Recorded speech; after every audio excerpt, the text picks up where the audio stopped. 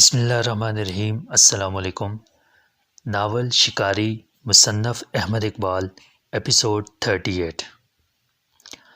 میں نے خود ہی محسن سے کہا تھا کہ رعایت نہ برتے ورنہ ڈرامہ حقیقی نہیں رہے گا، چنانچہ اس نے میری مشقیں یوں کسی تھیں جیسے فرمان شاہی پر معتوب حضرات کی کسی جاتی ہوں گی۔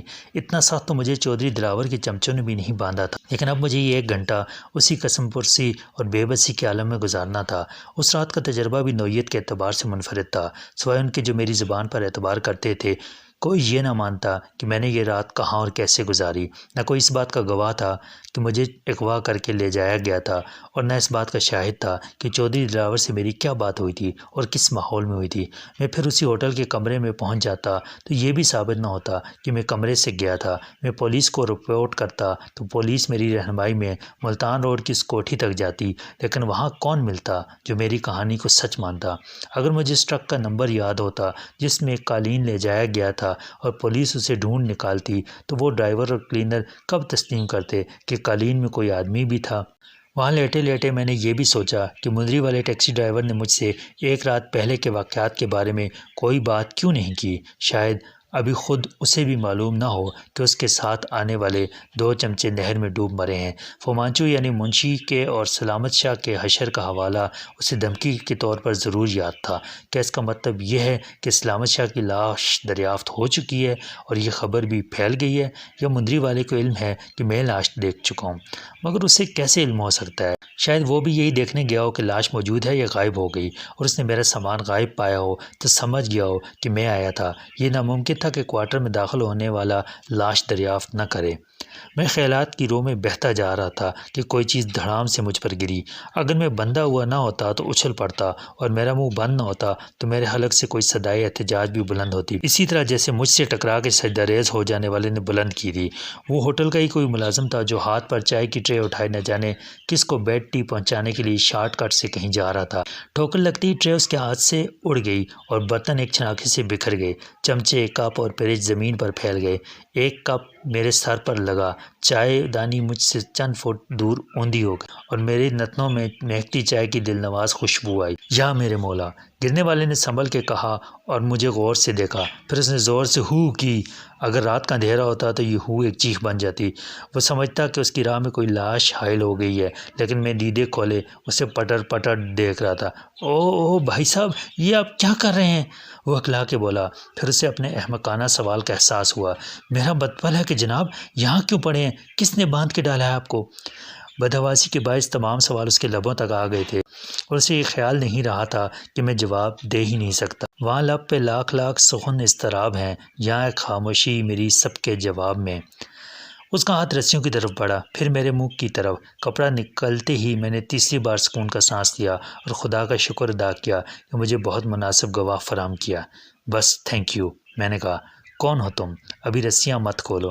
جی میں ویٹر ہوں سر، عبدل، اس نے میرے تحکمانہ لہجے سے مروب ہو کے کہا۔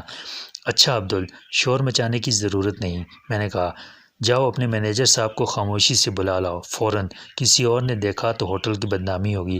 میں اس ہوٹل میں مقیم ہوں، اور کاؤنٹر کلرک سے کہو مسٹر محسن رضا کو فوراً لے آئے۔ یس یس سر۔ حواس گم کردہ عبدل نے دوڑ لگائی اور چند منٹ میں مینیجر کے ساتھ آ پہنچا۔ یہ وہی مینیجر تھا جس سے میں نے گزشتہ رات کافی دیر سے آنے کی شکایت کی تھی۔ آپ، یہ کیا معاملہ ہے سر؟ مینیجر نے گھٹنوں کے بل بیٹھ کے پریشانی سے ادھر ادھر دیکھا۔ دیکھو عبدل، کوئی آ تو نہیں رہا؟ آخر آپ بندے رہنے پر کیوں مصر ہیں سر؟ میں یہ چاہتا تھا کہ پہلے تم اپنی آنکھوں سے دیکھ لو، میں نے برہمی سے کہا۔ اب تم میری رسیاں کھول سکتے ہو، اس کے بعد میں تمہیں بتاؤں گا کہ میرے ساتھ کیا ہوا ہے۔ تمہیں کیا، میں پولیس کو بتاؤں گا، وہ خود معلوم کر لیں گے۔ او گاڈ! مینیجر نے مزید پریشان ہو کے کہا۔ عبدل ایڈیٹ، صاحب کی رسیاں کھولو۔ ابھی وہ دونوں رسیاں کھول ہی رہے تھے کہ محسن اور کاؤنٹر کلرک آ پہنچے۔ مسٹر سکندر بخت، محسن نے چلا کر کہا۔ یہ کیا؟ پلیز پلیز ذرا آہستہ، مینیجر نے کہا۔ مہمان جاگ چکے ہیں، کوئی آ جائے گا۔ او گاڈ! اس نے آخری گانٹھ محسن کے ساتھ مل کر کھولی۔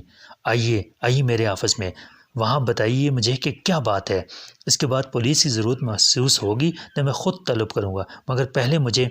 یہ پولیس کیس ہے، محسن رضا نے چراغ پا ہو کے کہا۔ مسٹر سکندر بخت رات کو مجھ سے ملنے آئے تھے، یہ کلرک جانتا ہے، انہوں نے کھانا بھی کھایا تھا اور کہا تھا کہ بل میرے کمرے میں بھجوا دیا جائے۔ اس آخری بات پہ کلرک کا رنگ فاق ہو گیا۔ یس سر مجھے سب معلوم ہے، لیکن اندر چل کے پلیز، یہ گڈ ول کا معاملہ ہے، ہوٹل کی بدنامی ہوتی ہے اگر کوئی اسکینڈل بنے۔ میں آپ کو پوری طرح مطمئن کروں گا، جیسے آپ چاہیں گے۔ مینیجر نے کہا، میں آپ سے پوری طرح تعاون کروں گا، آپ مجھ سے تعاون کیجئے، یہ شرفاء کا ہوٹل ہے۔ آئی ایم ویری سوری، ایسا پہلے کبھی نہیں ہوا۔ 2 منٹ بعد ہم مینیجر کے کمرے میں بیٹھے تھے۔ ایئر کنڈیشن کمرے میں شیشے کا بہت زیادہ استعمال ہوا تھا، چنانچہ اندر آواز باہر سنائی نہ دیتی تھی۔ عبدل کو کافی اور سینڈوچ لانے کا حکم دے کر اس نے کلرک سے کہا کہ وہ کاؤنٹر سنبھالے اور ہم سے مخاطب ہوا۔ یس سر، آپ بتائیے آپ کے ساتھ زیادتی کس نے کی؟ مینیجر، میں نے کہا، شاید تمہیں یاد ہوگا کہ میں تمہارے پاس ایک شکایت لے کر آیا تھا۔ یس، کافی آنے میں کچھ تاخیر کا مسئلہ تھا، اس نے کہا، مگر کافی آ گئی تھی۔ یس، کافی آ گئی تھی، اس کافی کا ذائقہ بہت عجیب تھا، میں نے کہا، بالکل جوشاندے کی طرح۔ جوشاندہ پیا ہے کبھی؟ یس سر، مگر ہم تو بہترین کافی استعمال کرتے ہیں۔ میکسویل ہاؤس، ہاں، آپ لوگوں کی کافی ہمیشہ بہت اچھی ہوتی ہے۔ کل اس کے بد ذائقہ ہونے کی وجہ یہ تھی کہ اس میں بے ہوشی کی دوا ملا دی گئی تھی، میں نے اطمینان سے کہا۔ مینیجر اچھل پڑا، بے ہوشی کی دوا؟ یہ آپ کیا کہہ رہے ہیں؟ یہ ناممکن ہے، قطعی ناممکن۔ ہاں، میں نے میز پر ہاتھ مارا، مجھے کافی میں بے ہوشی کی دوا دی گئی تھی۔ تم چیلنج کرتے ہو تو میں ابھی پولیس کو رپورٹ کرتا ہوں، وہ مجھے میو ہاسپٹل بھیج دیں گے، وہاں میرے معدے میں موجود غذا کا کیمیائی تجزیہ ہوگا تو یہ ثابت ہو جائے گا۔ نو سر، مینیجر نے بکھلا کے کہا، میں قطعی چیلنج نہیں کر رہا ہوں، میرا مطلب تھا یہ کیسے ممکن ہے۔ خیر، میں ابھی پوچھ لیتا ہوں، آپ آگے بتائیے، اس کے بعد کیا ہوا؟ اس کے بعد مجھے کاؤنٹر کلرک نے بتایا کہ مسٹر محسن رضا آ گئے ہیں، اس نے خود مسٹر محسن رضا کو چابیاں دی ہیں۔ چنانچہ میں اوپر گیا اور کمرے میں جا کے بے ہوش ہو گیا۔ میں نے کہا، میرا مطلب ہے مجھ پر بے ہوشی طاری ہونے لگی۔ میں رات کو 11 بجے آیا تھا تو کاؤنٹر کلرک نے اپنی غلطی تسلیم کی تھی، وہ میرے ساتھ کمرے تک گیا بھی تھا، مگر میرا کوئی نقصان نہیں ہوا تھا اور چابیاں بھی موجود تھیں، اس لیے میں نے شکایت نہیں کی۔ محسن نے کہا، وہ بیچارہ معمولی کلرک ہے، مگر یہ اصولاً غلط ہے۔ مینیجر نے ایک بٹن دبایا اور کاؤنٹر کلرک کو انٹرکام پر بات کر کے طلب کیا، دیکھیے نا، کچھ بھی نہیں ہوا، اچھا ہوا، لیکن فرض کیجیے وہ چابیوں کے پرنٹ لے گیا، یا فرض کیجیے وہ ٹائم بم لگا جاتے، آپ کو رپورٹ کرنا چاہیے تھی۔ فرض کرنے کی بات چھوڑو، میں نے کہا، جو ہوا ہے اس کی بات کرو۔ کمرے میں 2 افراد موجود تھے، وہ مجھے ایک قالین میں لپیٹ کے باہر لے گئے، میں نہیں جانتا وہ کون لوگ تھے، مگر کاؤنٹر کلرک نے ان کو یقیناً دیکھا ہوگا۔ ایک قالین جس میں سالم آدمی لپیٹا ہو معمولی سا پارسل نہیں ہوتا کہ کوئی جیب میں ڈال کے گزر جائے۔ مینیجر نے پھر انٹرکام کا بٹن دبایا۔ یو باسٹرڈ، میں تمہیں برطرف نہیں کروں گا، گولی مار دوں گا، ابھی تک آئے نہیں تم۔ باہر ایک ٹرک تھا، میں نے اپنی بات جاری رکھی، قالین ٹرک میں رکھا گیا اور ٹرک مجھے لے گیا، معلوم نہیں کہاں۔ اس وقت تک مجھے کچھ ہوش نہیں تھا۔ دوبارہ ہوش میں آنے پر میں نے دیکھا کہ میں ہوٹل کے باغیچے میں لیٹا ہوں، میری جیب میں 10,000 روپے تھے جو اب نہیں ہیں، علاوہ ریسٹ واچ کے اور کچھ رقم کے جو پرس میں تھی، تقریباً 50-60 روپے۔ مجھے شک ہے کہ اس ڈکیتی میں وہ ویٹر شامل ہے جس نے مجھے 24 نمبر ٹیبل پر سرو کیا تھا۔ کیا؟ مینیجر ایک دم اٹھا اور پھر بیٹھ گیا۔ میرے آخری جملے کا اثر بجلی کے جھٹکے سے کم نہیں تھا۔ 24؟ یس، مجھے یاد ہے، آپ نے 24 نمبر ٹیبل کی طرف اشارہ کیا تھا۔ او گاڈ، یہ سب کیا ہے؟ وہ تو غائب ہے، بالکل غائب ہے۔ کاؤنٹر کلرک مجرموں کی طرح اندر داخل ہوا اور سر جھکا کے کھڑا ہو گیا۔ اسی وقت عبدل کافی اور سینڈوچ لے کر اندر آ گیا۔ غائب ہے؟ میں نے کہا، کیا مطلب؟ عبدل، 24 نمبر ٹیبل پر رات کون تھا؟ مطلب یہ کہ وہ اس واقعے کے فوراً بعد غائب ہو گیا، بغیر بتائے کہیں چلا گیا۔ مینیجر نے سر تھام کے کہا، تم جاؤ، اس نے عبدل کو اشارہ کیا، پھر وہ کلرک پر برس پڑا۔ گدھے، نالائق، آدمی کو دیکھے بغیر چابی تھما دی، میں تمہیں پولیس کے حوالے کر دوں گا۔ کون تھے وہ؟ ہوٹل میں ڈکیتی؟ مائی گڈنس، کسی بھی مہمان کے کمرے میں جو چاہے گا گھس جائے گا۔ میرا خیال ہے اس کا قصور نہیں، محسن نے کہا، اس وقت رش تھا، میں کل ہی آیا ہوں، یہ مجھے نہیں پہچانتا۔ کاؤنٹر کلرک نے شکر گزار ہو کے محسن رضا کو دیکھا۔ ایسا پہلے کبھی نہیں ہوا سر، اور آئندہ بھی نہیں ہوگا۔ یہ بتاؤ، تمہارے سامنے سے کوئی قالین لے کے گزرا تھا، لپٹا ہوا قالین؟ مینیجر نے کہا۔ کاؤنٹر کلرک بولا، ایک صاحب آئے تھے، دوپہر کو شاپنگ کے لیے گئے اور کارپٹ خرید کے لائے تھے، اوپر کمرہ نمبر 310 میں پہنچا دیا تھا، وہ رات کو کمرہ خالی کر کے گئے، جاتے وقت قالین بھی لے گئے۔ 4 افراد نے اٹھا رکھا تھا، 2 کسی ٹرک کے ڈرائیور اور کلینر تھے، 2 کا چہرہ میں نے نہیں دیکھا، قالین کی دوسری طرف تھا۔ میری کہانی واقعات کی شہادت اور گواہوں کے بیان سے درست ثابت ہو رہی تھی۔ اچھا، تم جاؤ، مینیجر نے کاؤنٹر کلرک سے کہا، اس بار صاحب کے کہنے پر معاف کیا اور ذرا چوکیدار کو بلا لاؤ اور دیکھو وہ شریف کہاں ہے، جو رات کو 24 نمبر ٹیبل پر تھا۔ اس کا کچھ پتہ چلا، کسی کو اس کے گھر بھیجو۔ بعد میں چوکیدار نے بھی تصدیق کر دی کہ ایک ٹرک میں خاصا بڑا لپٹا ہوا قالین لے جایا گیا تھا، لیکن اس نے ٹرک کا نمبر وغیرہ نوٹ کرنے کی ضرورت محسوس نہیں کی۔ وہ ویٹر جس کا نام شریف تھا بدستور غائب تھا، اور حیرانی کی بات یہ تھی کہ جب وہ کسی کو کچھ بتائے بغیر گیا تھا تو کسی نے اس کو جاتے ہوئے بھی نہیں دیکھا تھا۔ اس کے یوں چلے جانے سے سروس میں خلل پڑا تھا تو مینیجر برہم ہوا تھا، اور اس نے سب سے پوچھا تھا، لیکن کسی کو کچھ معلوم ہوتا تو بتاتا۔ نہ اس کا کوئی مہمان آیا تھا نہ پیغام، اور آتا بھی تو اتنا غیر ذمہ دار بہرحال نہیں تھا کہ ڈیوٹی پر لعنت بھیج کے چل پڑتا۔ میں نے مینیجر کو مشورہ دیا کہ باہر کے بجائے شریف ویٹر کو اندر ہی تلاش کیا جائے، اور اگر کمرہ نمبر 310 خالی ہے تو اس کے باتھ روم میں بھی جھانک لیا جائے۔ مینیجر نے تشویش سے میری تجویز پر غور کیا، ایک بار پھر کاؤنٹر کلرک کو طلب کیا اور اسے مکمل رازداری کے ساتھ کمرہ نمبر 310 کا جائزہ لینے اور پھر خاموشی سے رپورٹ دینے کا حکم دیا۔ مجھے بھی اب دال میں کالا نظر آنے لگا ہے۔ وہ جو آپ کو لے گئے تھے، انہوں نے ویٹر شریف کی وردی پہن لی، پھر کافی میں دوا ملائی، اپنے قالین میں آپ کو لپیٹا، اور مگر سوال یہ ہے سر کہ انہوں نے ایسا کیوں کیا؟ اس نے کافی کے ساتھ سینڈوچ آگے بڑھائے۔ کیا اب بھی شک کی کوئی گنجائش ہے؟ میں نے کہا، وہ مجھے لوٹنا چاہتے تھے۔ لوٹنے کا یہ طریقہ بہت عجیب اور ذرا مشکل ہے۔ خدا نخواستہ آپ کے کوئی دشمن تو نہیں تھے؟ وہ بولا۔ دشمن ہوتے تو مجھے زندہ چھوڑتے؟ میں نے کہا، میں نہ کسی قبیلے کا سردار ہوں، نہ سیاسی لیڈر، نہ بدماش۔ میرا دشمن کون ہوگا؟ یہ صرف ڈکیتی کی منظم واردات تھی۔ انہوں نے سوچے سمجھے منصوبے کے تحت کام کیا۔ شاید ان کا طریقہ واردات ہی یہ ہوگا۔ یہ کیس بہت سنگین ہے، اور پولیس کو نہیں، اسپیشل پولیس کو اس کی تحقیقات کرنا چاہیے۔ آدمی خطا کا پتلا ہے، کون جانے ویٹر شریف یا کوئی اور ان سے مل گیا ہو۔ لالچ بری بلا ہے، عموماً گھر کے بیدی لنکا ڈھاتے ہیں۔ مینیجر نے بڑے اصرار سے نفی میں سر ہلایا۔ ویٹر شریف واقعی شریف ہے، پرانا آدمی ہے، اور ہم آدمی دیکھ کر رکھتے ہیں۔ ہوٹل کے عملے کا کوئی رکن یہ جرت نہیں کر سکتا۔ پولیس خود معلوم کر لے گی، میں نے بے پرواہی سے کہا۔ بعض اوقات اندازے غلط ہو جاتے ہیں۔ دیکھیے یہی میں عرض کر رہا ہوں، مینیجر نے جلدی سے کہا۔ پولیس اس مسئلے کو حل نہیں کر سکتی، آپ کے لیے اور میرے لیے مزید پریشانی کا باعث بن سکتی ہے۔ وہ بدماش تو گئے، پولیس انہیں کہاں تلاش کر سکے گی؟ آپ تو جانتے ہیں پولیس والے کتنے بدنام ہیں، خود مجرموں کی سرپرستی کرتے ہیں۔ بفرض محال پولیس نے انہیں پکڑ لیا، تب بھی مال کہاں برآمد ہوگا، اور ہوا تو آپ کو کہاں ملے گا؟ نو سر، میں ذاتی طور پر اس کے حق میں نہیں کہ پولیس کو رپورٹ کی جائے۔ وہ تو شریف ویٹر کو ہی نہیں، کاؤنٹر کلرک کو بھی پکڑ کے لے جائیں گے، بیچارہ معمولی کلرک ہے، اور پولیس تو آدمی اٹھاتی ہے، وہ مجھے بھی لے جائیں گے، باورچی خانے والوں کو بھی اٹھا لیں گے۔ جتنے آدمی پکڑے جائیں گے اتنا ہی ان کا فائدہ ہے، ہوگا کچھ نہیں۔ وہ سب کو حسب حیثیت جوتے مار کے اور پیسے لے کے چھوڑ دیں گے، اور کیس داخلے دفتر کر دیں گے۔